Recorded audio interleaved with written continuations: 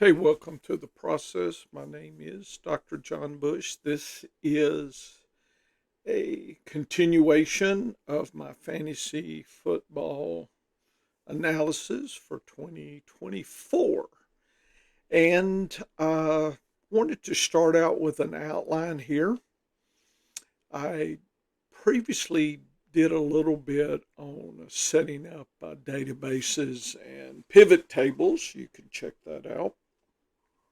This is getting a little bit deeper here. And I'm going to start with just to remind everybody personal factors, decisions under uncertainty. And that is the key phrase. Suggest you Google it, figure out approaches that work for you. Look at your fantasy football diary if you don't know what's a diary and why do we use it. You hadn't been paying attention. I think I got a lesson here in the process on diaries and some thoughts I had on that. Uh, but anyway, the personal factors, I've got a lot of lessons in the lesson plans, video lessons you can check out. There's a lot of information there. But the key thing that I have to deal with is decisions under uncertainty. And it's something that, as a scientist, I always have to deal with. We look at data and we try to figure out the best we can what's going on. We use the scientific method as the guide to take us through the uncertainty. Okay, so there is a process. Talked about it numerous times, and not sure there's one better. I mean, that's why it's called the scientific process here. But anyway, trying to apply this to fantasy football, wanted to just throw this out. I guess I was missing, not running my mouth. So here we go. I wanted to talk a little bit about deconstruction of the elements and give some beginning data that I'm starting to generate here. But the personal factors, understanding and making decisions under uncertainty, that never ends. Okay. And notice this whole thing is a cycle. Okay. I'm going to, in the process of deconstructing the elements, and then going to be looking at team landscape, positional usages, then going to go player metrics, touches, targets, snaps, counts over median, a consistency metric that I talked about, comms, I call it. And one that's very nebulous, predictive analysis. Can data in the past inform us about the future, right? That's what everybody does, stock market, gambling, whatever. In a casino, it there is no predictive analysis, right? The slot machines are not loose. The roulette wheel is not funky. If there's 10 reds in a row, you might think that, right? So it's,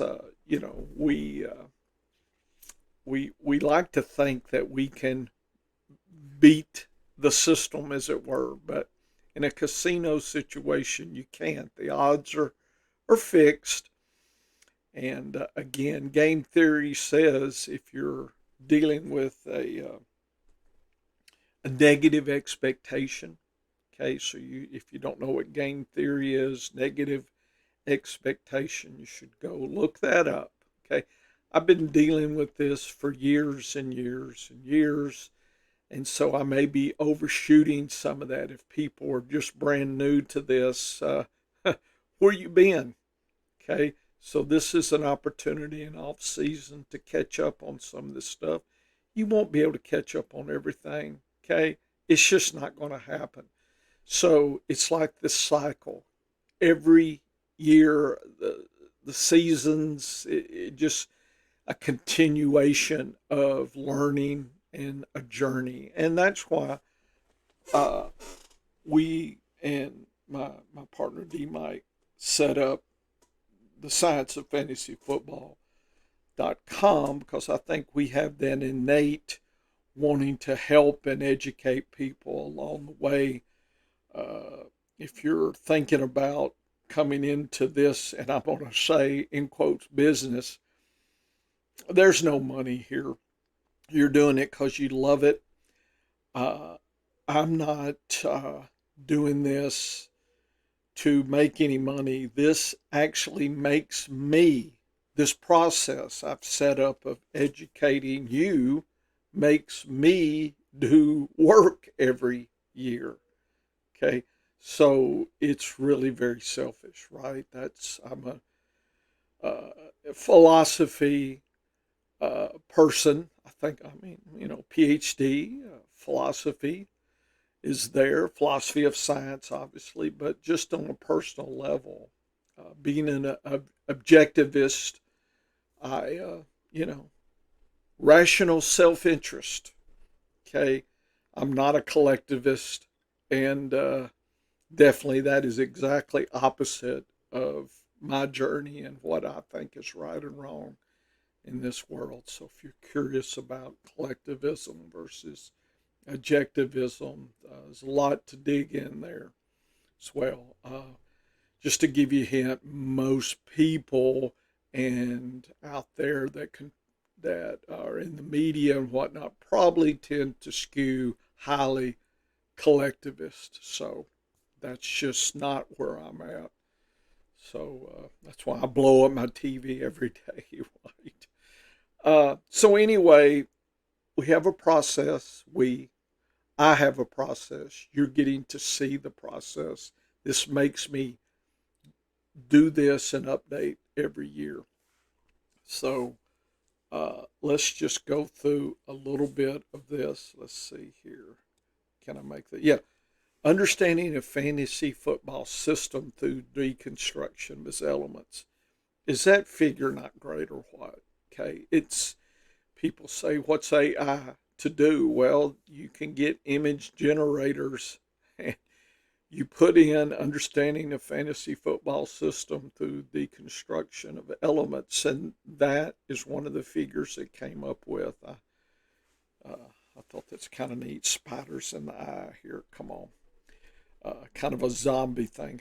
I'm a sci-fi fan. Ooh, there's my dog. Have a French bulldog, and he goes nuts. Hey, settle down in there. Okay, have to be strict with him. Take away his milk bones. Anyway, hey, hey, quit doing that. Shh.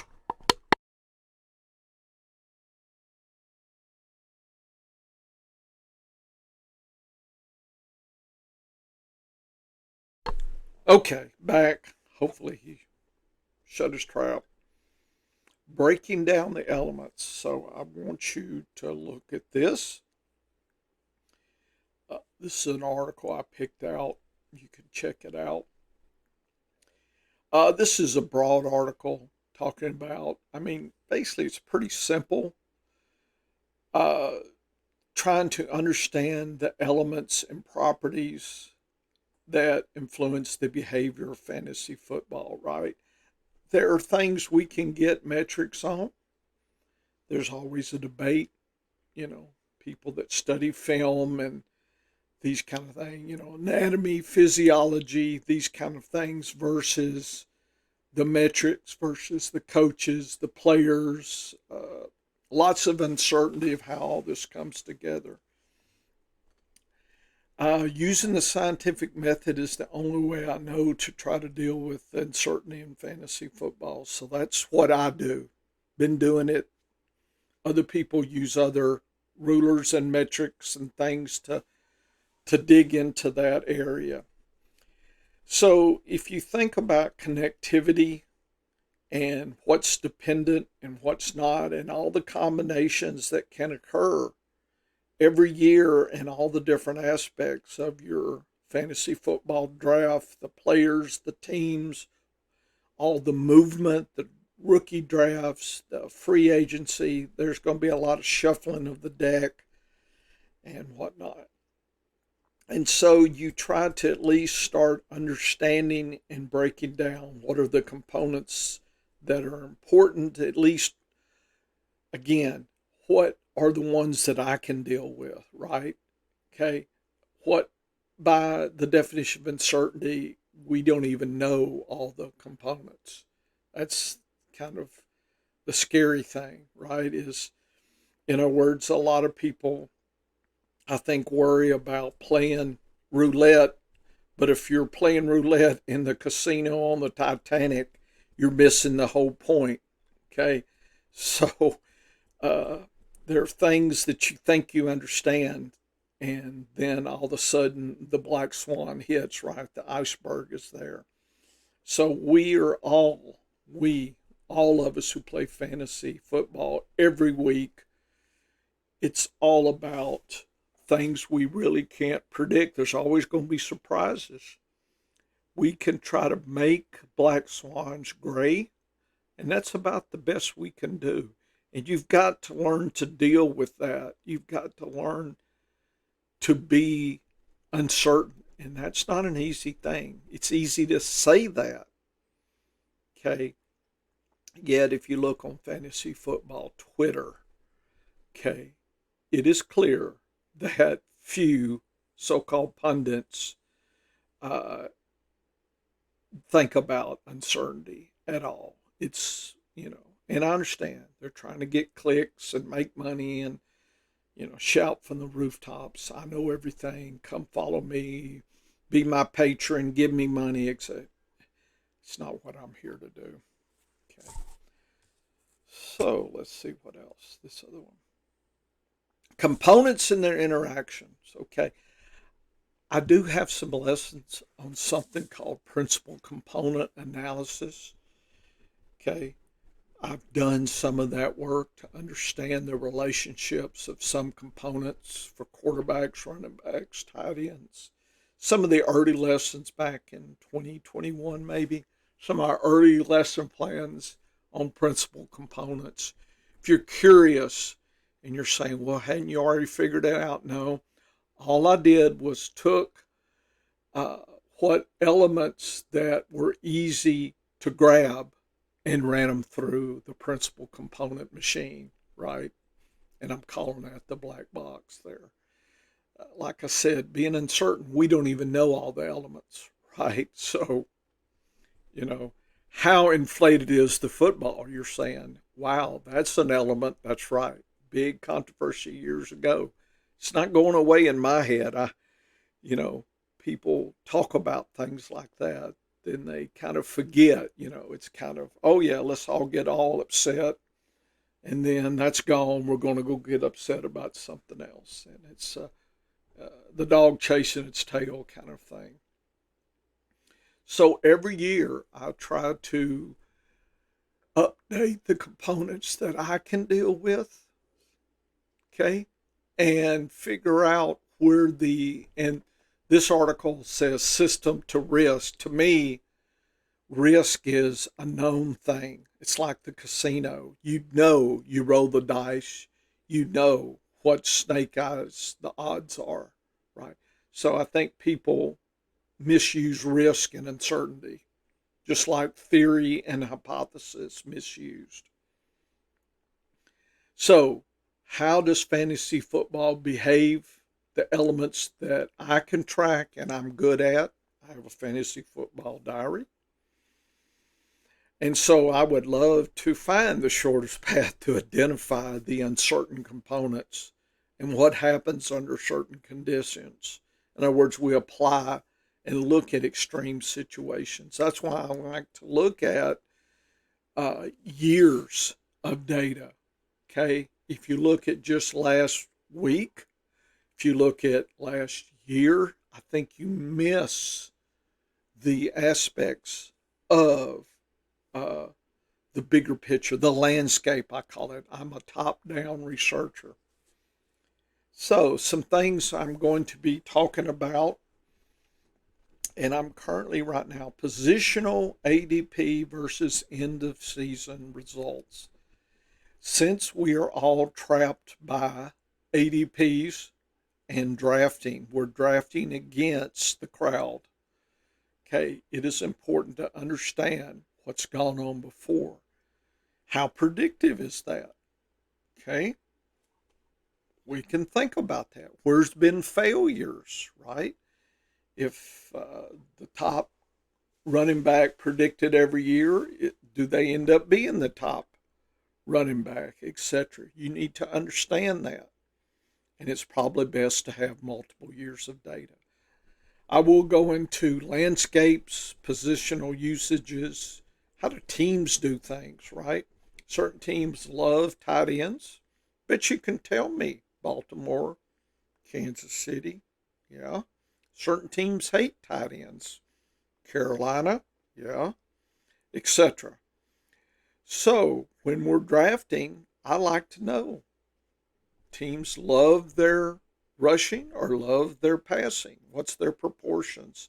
In the past, it doesn't mean this week it's going to happen, right? Every week is a different uh, game script, but at least I like to see the overall trends. Hopefully, it gives me some aspects to deal with. Player metrics, consistency. Okay, it's a weekly game. D. Mike has told me that. He has his metrics to measure. I have mine. We're still trying to figure out which one's best. And I assure you that once we eliminate one of these metrics, he and I are kind of testing, beta testing. I'd love for him to save me time. Maybe his way is better than mine. I'm not proud. I want to win and take your money, so I'm not proud. Targets, touches, snaps, these are kind of things.